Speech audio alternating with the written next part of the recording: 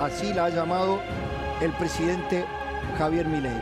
Solo voy a decir, y vamos a conversar con Mariano Cuño Libarona, que estamos metidos en un vértigo, todos los argentinos, en el final del año, cuando algunos, los que pueden, están pensando en el balance. No se puede hacer balance, porque es todo como una rueda que gira permanentemente y a una velocidad inusitada. Una reforma o la pretensión de una reforma, la más importante de la que se tenga memoria desde la reforma de Estado de Carlos Menem y Domingo Cavallo, que por la pretensión, por las discusiones también sobre los métodos, por el contexto de la crisis, queda, hasta diría yo, en cierta magnitud empequeñecida. La ambición reformista del gobierno de Javier Milei supera todos los cálculos, aún la de los propios liberales que pensaban en que se venían reformas. Me acuerdo, este gobierno lleva 17 días. Me acuerdo cuando decían, acá no hay plan, este es un grupo improvisado, se está armando todo con parches, y de pronto aparecen estos mega instrumentos que pone, yo no estoy haciendo juicio de valor, solamente estoy describiendo que nos ha metido en una licuadora formidable de discusiones, donde se discute de todo, desde si el Chelsea puede venir a invertir en un club de fútbol en la Argentina, pasando por reformas hasta del código penal, incorporación de figuras. Acá está Hernán Capielo, que ya vamos a estar con él, está Sofi Diamante, en un rato va a estar Carolina Lozada, ya está entrando Diego Santilli, y por supuesto la clave, el ministro Mariano Cuño Libarona. Ministro, ¿cómo va? Bien. Buenas noches. ¿Cómo te va? Nos conocemos de hace ya bastante tiempo. Antes de ir al fondo de la cuestión, ¿imaginó un reformismo de esta profundidad? 2 o 3 semanas antes de la asunción ya se empezó a trabajar en lo que era el decreto y la ley ómnibus. A alta intensidad, como dijiste vos, y con un ánimo de reformar y cambiar el Estado. Cambiar la situación del país, cambiar la economía, cambiar el mercado, cambiar muchas regulaciones que existían en el país. O sea, se trabajó desde antes. Hay un trabajo conocido, previo, que fue convergente, que fue el de Federico Sturzenegger, que había sido ofrecido a Patricia Bullrich en su momento y a sus equipos. Es decir, creo que también fue, porque digamos, no se elabora una reforma de esta característica en 2 semanas. No, fue bastante, te diría, tiene por lo menos, de que yo empecé a leer, más de un mes. O sea, mucho antes de las elecciones. Yo ya no sé muy bien en qué día vivo, pero las elecciones habrán sido, vos dijiste, 16 días. Sí. Bueno, antes... 17 días de la asunción. Bueno, de la asunción yo te diría bastante tiempo antes. Ok. Y te aclaro algo, que es importante a la luz de lo que dijiste antes. No es que sea un complemento del decreto. Son 2 instrumentos distintos. En el decreto que yo participé es las cuestiones de necesidad y urgencia cuya potestad le concierne en virtud de la Constitución y en virtud de otros antecedentes previos a la Constitución y posteriores al presidente. Todo lo que se dudaba en el decreto de que era contenido ajeno a lo que está prohibido, pero que era discutible. Prohibido me refiero a que no lo temas penales, temas tributarios, todo lo que yo lo consideré discutido, pasó acá. Okay. ¿Para qué pasó acá? Porque sobre esta legitimidad yo creo que es difícil si uno analiza 2 aspectos. Vamos al decreto primero. ¿Hay necesidad de urgencia? Vaya que lo hay. La crisis es enorme. ¿Por qué, por ejemplo, vos decías si el Chelsea puede comprar? Porque hay muy buenos interesados en venir a la Argentina, que está de moda en fútbol, y poner una fortuna que genere inversión, trabajo, salva a los clubes, que lo acepten. Yo agregué, cuando los asociados lo acepten, es una asociación civil. Y entonces hay mucha plata que puede venir a ingresar a la Argentina para el bienestar general y generar trabajo. Eso es DNU. Lo que yo dudaba de su legitimidad, o si se podía incorporar acá, o si me tenía que tener debate, pasó acá. Pasó la ley. A la ley. ¿Podemos ir repasando? Mostrame, por favor, las placas, porque para que se pueda ir entendiendo la magnitud. Vamos con las emergencias, porque estamos acostumbrados a que la Argentina sea, ya lo voy a repasar también con Diego, con Diego Armesto, con Hernán Capielo, con Sofi, viva de emergencia económica en emergencia económica, ¿no? Acá hay emergencia económica, emergencia fiscal, emergencia fiscal, emergencia financiera, ¿no?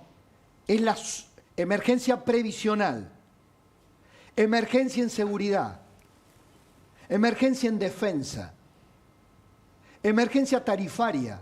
Estos son todos aspectos citados. Emergencia energética, emergencia sanitaria, salud, emergencia administrativa y social. A ver, yo me acuerdo cuando decían, va a tener que hacer un inventario el presidente Milei de lo que recibe. Yo creo que nadie imaginó que iba a describir este desastre. Hoy yo escuchaba a medios kirchneristas decir, ¿cómo puede ser que digan que hay emergencia en defensa? Tengo datos de que el edificio donde está el Ministerio de Defensa tiene nidos de murciélagos, nidos de rata. Hoy me decía alguien, si nos arman una guerra los mapuches, la perdemos. Sí, no hay ningún tipo de elementos bélicos para defender a dos piratas que ataquen.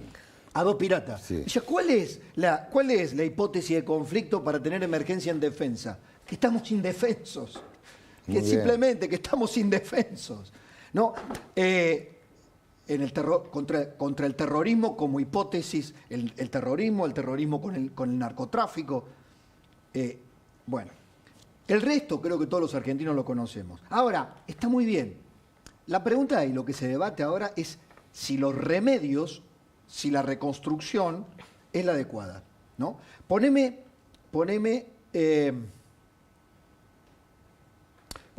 a Guillermo Franco cuando hoy le lleva esto que tengo yo acá en mis manos. ¿Lo tenés ahí, al tuit? Porque esto que yo tengo en mis manos, que es este megaproyecto de ley, hoy se lo da Guillermo Franco, el ministro del Interior, en sus manos a Martín Menem, presidente de la Cámara de Diputados. Dentro de la ambición, lo voy a llamar así, la ambición reformista está privatizar 41 empresas del Estado. Mostrame qué quiere privatizar Milei. Mirá, Administración General de Puertos, Aerolíneas Argentinas Sociedad Anónima, Empresa Argentina Soluciones Satelitales S.A., Agua y Saneamientos Argentinos, Banco de la Nación Argentina, Banco de Inversión y Comercio Exterior, Casa de la Moneda, Contenidos Públicos, Corredores Viales, Correo Oficial de la República Argentina, Construcción de Viviendas, Dioxitex S.A., Educar, 41, no te lo voy a leer las 41, no te hagas problema, Ferrocarriles, Intercargo, Nación Bursátil, Pelegrín Sociedad Anónima, Nación Servicio, Playas Ferroviarias de Buenos Aires, Radio de la Universidad Nacional del Litoral, Desarrollo del Capital Humano Ferroviario, SAPEM, pasó Telam, por supuesto, Operadora Ferroviaria, Vehículo Espacial Nueva Generación S.A., andás a ver, ¿no? Y Yacimientos de Agua de Dionisio Elimat, YPF Sociedad Anónima, finalmente. Yo no sé, a ver, una primera impresión, ha habido como un resquemor en el sistema político. ¿Esto pasa o no pasa? ¿Pasa o no pasa el tamiz del Congreso? Ayer el presidente le dijo a Luis Majul, bueno, si se rechaza el DNU, llama un plebiscito. ¿Hay una vocación de que esto verdaderamente sea explicado al Congreso y que el Congreso tenga las herramientas para absorber este shock? ¿De la ley ómnibus? Sí. La ley lo que tiende es a plantear un montón de situaciones, que muchas no son discutibles. La necesidad de inversión, la necesidad de plata, las privatizaciones, la política económica me parece que no es discutible. Y hay muchas otras situaciones que sí son discutibles y precisamente se presentan en un ámbito de discusión como es el Congreso. Está, lo que yo decía, lo que se dudaba y era discutible a la ley ómnibus. Hay muchísimo para discutir y va a ser materia de debate en el Congreso. Por ejemplo, reformar la reforma electoral, ¿no? Por ejemplo. Quitar quitar la boleta sábana, la lista sábana, perdón, y el show de las boletas que se roban en todo, todas las trampas electorales que finalmente después no tienen incidencia supuestamente, y pasar a la boleta única de papel. Y con una... Hernán, ¿cómo andan? Buenas noches. Con un elemento, ¿no? Que es la elección uninominal. Sí, que eso es un cambio prácticamente en el sistema político electoral. Digo, acá la pregunta viene por el lado de las leyes ómnibus, que una de las críticas que se hace es justamente esta, que como es una ley ómnibus, probablemente haya algunos aspectos que sean de discusión y se logren apoyos ahí donde en un principio no lo tendría, pero que en otros aspectos se pueden pasar situaciones que si fueran por separado no se aprobarían. Digo, ¿por qué este instrumento de la ley ómnibus y no el instrumento por separado? Mira, ¿a mí me preguntás? Sí, sí. Mira, todo lo que es penal, que yo he hablado contigo, has publicado y hemos conversado, va por separado. Porque tiende a que no ingrese en todo el debate enorme que va a generar esta modificación sustancial del país a través de esta ley. Ejemplo, si yo tengo la ley de juicio rápido, no la voy a incorporar a la ley ómnibus, la voy a pasar cortita por separado en breve lapso. ¿La baja de la edad de imputabilidad? También va por separado. Estaba acá, la saqué. Okay. No quiero entrar en un tiempo eterno. Quiero ir por separado. La ley que estamos pensando también de juicios por jurado, salieron lineamientos generales acá. La ley precisa va a ir por separado. Pero, por ejemplo, a mí me gusta lo que decís vos. Yo creo que para yo lograr tener una justicia eficaz y rápida, necesito instrumentos legales, instrumentos estructurales, jueces, rápido nombrar jueces, y para eso necesariamente tiene que ir por separado, para tratar de lograr debate y celeridad. Diego, buenas noches, ¿cómo estás? Hola, ¿cómo te va? Saludo al profesor, que fue profesor mío en la facultad. ¿Cómo te fue? Bien, ¿cómo me fue bien? ¿Aprobaste? Después te digo. A ver, hay algo que no termino de entender. Está el artículo 654, ¿no? ¿Me lo mostrás en pantalla? ¿Lo tenemos, el artículo 654? Artículo 654 de esta mega ley. Sí. Ratifícase el decreto de necesidad y urgencia 7023. No termino de entender por qué ponen esto. En realidad, a ver, dos cuestiones hay, Pablo, si me permitís, sí, en tu introducción. La ley 25561 de enero del 2002 fue una ley terrible de emergencia económica, que duró 17 años. Fue la ley de emergencia económica. La de Duhalde. ¿No? Que ahí también era muy parecido, no estaba defensa, pero el resto estaba todo. En el 2019 Alberto Fernández también vuelve a declarar emergencia, sí, con delegación de facultad, que después se la prorroga el mismo por decreto, una barbaridad. En cuanto al 654, lo que varios sostienen, y que yo también sostengo, es que hay una ley. La 26122, esa ley nefasta que le pido al ministro, hay que reformarla, la ley de decreto de necesidad de urgencia, porque es inconstitucional. Lo que tiene es que son resoluciones de ambas cámaras. Las cámaras, por artículo 22, tienen que sacar una resolución. No se ratifica un DNU. Es resolución de cámara. Entonces ahí es donde está la contradicción con la ratificación. Ahora, explícame un poco la delegación de facultades. Sí. Porque esto, el artículo 76 que decía la delegación, sí, de facultades. Sí. Que está incluido acá. ¿Lo tenemos la captura de pantalla también? Porque acá, ¿estos son superpoderes? No, no. Son, delegación de facultades son superpoderes. Bueno, hoy un colega tuyo me dijo superpoderes y dije, no son superpoderes. Una facultad, como una facultad que está dentro de la Constitución. Que cuando vos te vas al debate constituyente de 1994 se toma del artículo 82 de la Constitución española. Es decir, es el Congreso de Nación declara una emergencia y le delega al Ejecutivo facultades propias del Congreso en un plazo determinado y por ley. Que es lo que... Es que eso, digo, porque... Y ahí lo que me preocupa de cómo está establecido en el proyecto de ley, porque habla de estas cuestiones podrían estar vinculadas con la administración y con la emergencia, ¿no? Las facultades delegadas, en el marco de una política legislativa establecida en el tiempo y que después tiene que tener una ratificación parlamentaria. Pero es más ambiciosa la ley, ¿no? Porque la ley habla de facultades delegadas en cuestiones, por ejemplo, tributarias y en otras cuestiones que algunos autores dicen que no están dentro de esas facultades. Se discuten varios temas electorales, delitos y facultades de naturaleza tributaria. Lo que se pretende acá es ampliar el espectro a través de la ley. Ojo que con esto de la Constitución del 94 y el decreto de necesidad de urgencia, ya lo vinieran aplicando en la Argentina, de hecho, si hacemos memoria. Lo que hizo la ley, la Constitución es regularizarlo. Y lo que hicieron todos los gobiernos fue emplearla en cantidad tremenda, 1.700, 1.500. Es una cosa increíble. Menem lo utilizaba muchísimo, antes de incluso de la Constitución. Bueno, fíjate lo que yo acudo a mi memoria, vos lo estudiaste, de viejo. ¿Y qué te quiero decir? Esto va a ser debate. Debate, que nadie piense esta es la ley que vamos a regir nuestra vida desde mañana. Ministro, hay 18 amparos presentados hoy en contencioso administrativo pidiendo la nulidad del DNU. ¿Ya hay 18? Ya hay 18. Yo pensaba que más. Hoy conté 18, a lo mejor por ahí más. ¿Cuál es la estrategia jurídica del gobierno si un juez dice suspéndase antes de o el día 29? Pregunta, yo voy a agregarte una. ¿Un juez de primera instancia puede suspender la vigencia del decreto?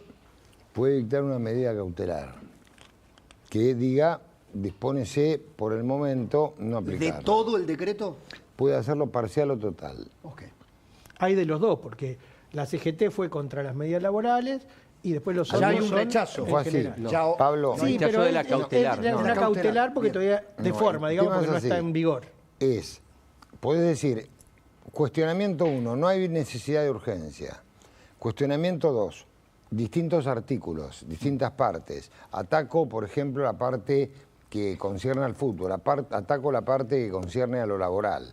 Puede ser parcial. Ataco la forma, es inconstitucional. Es inconstitucional, voy a la necesidad de urgencia. Okay. ¿Y qué prevé el gobierno como estrategia para enfrentar esas circunstancias? Sería muy mal abogado si revelase. Claro, si revelara. Yo sería muy mal periodista si no se lo pregunta. Muy bien lo tuyo. Contra tu derecho a peticionar está mi derecho a negar.